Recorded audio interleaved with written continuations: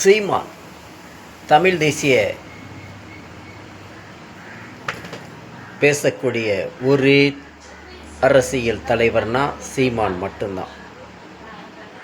தமிழ் தேசியம் தமிழகத்தில் பேசக்கூடிய ஒரே அரசியல் தலைவர் செந்தமிழ் சீமான் தான், வேறு எவனுமே கிடையாது. வேறு திராவிடம் பேசுவான், ஆரியம் பேசுவான்.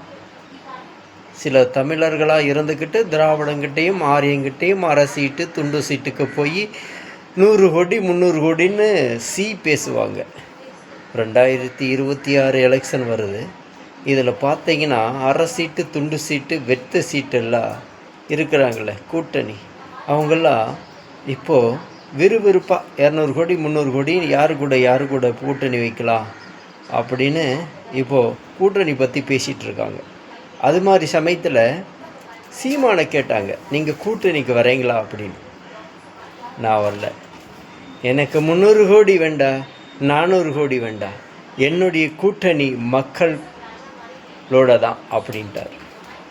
அது மட்டும் இல்லாமல் வித்தியாசமாக மாநாடு போடுறாருங்க. இந்த உலகத்தில் இல்லை, இந்தியாவில் இல்லை, தமிழ்நாட்டில் இல்லை, எவனுமே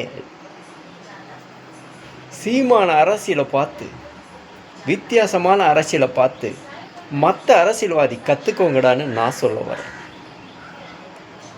ஜாதி ஓட்டு தீட்டு என்கிறார். நீ நல்லா இருந்தால் எனக்கு ஓட்டு போட்டால் போடு, போடாமல் போங்கிறார். மக்களோடு கூட்டணி, தமிழர்களை ஒரு சீட்டு அரசீட்டுக்கு அடமானம் வைக்கலை. 16 வருஷமாக மக்களை நம்பி கூட்டணி. மக்கள் யாரை நம்பி கூட்டணி? எங்கே 1000 2000 கோட்டர் கோழி பிரியாணி? ஏன் இன மக்கள் இப்படி ஆயிட்டாங்களே?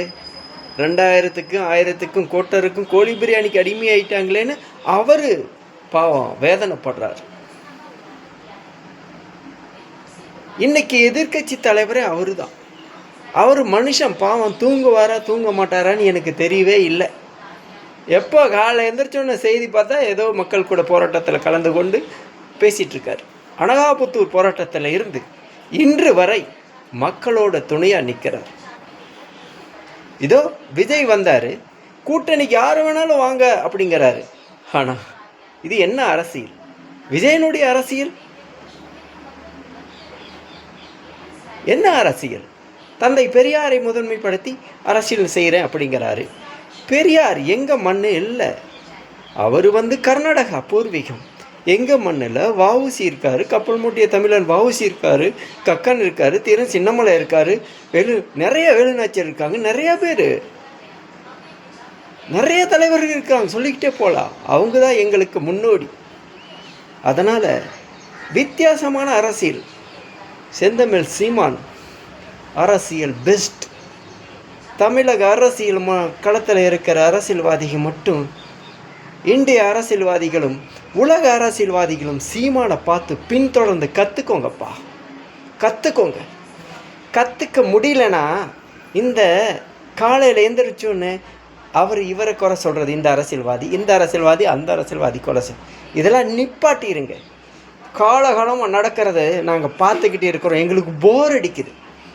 உங்கள் ஆட்சியை, உங்கள் செய்தியை, உங்கள் நியூஸில் பார்த்தா போர் அடிக்குது, காரி துப்பில்லாமான்னு இருக்குது. சீமானை பார்த்து அரசியல் கற்றுக்கோங்க.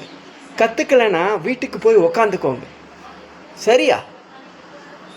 நாட்டில் கொலை கற்பழிப்பு ஏன் இன பெண்களுக்கு பாதுகாப்பு இல்லைடா. பெண்களுக்கு பாதுகாப்பு இல்லை. படித்த இளைஞர்களுக்கு முக்காசி வேலையே இல்லை. வழக்கனை உள்ள கொண்டாந்து விட்டுட்டு வேடிக்கை பார்க்குறானுங்க. இந்த பிஜேபியினுடைய சூழ்ச்சி. உள்ளே கொண்டாந்து விட்டுட்டு வாக்குரிமை கொடுத்து அவங்க வெல்ல வேணுமாம்மா. தமிழாக எப்போவுமே ஓட்டு போட மாட்டானாம்மா. இந்த பயம் இருக்குது. எங்களுக்கு ஆரியனும் வேண்டாம், திராவிடம் வேண்டாம், தமிழ் தேசியம் சீமான் மட்டும் வேண்டும்.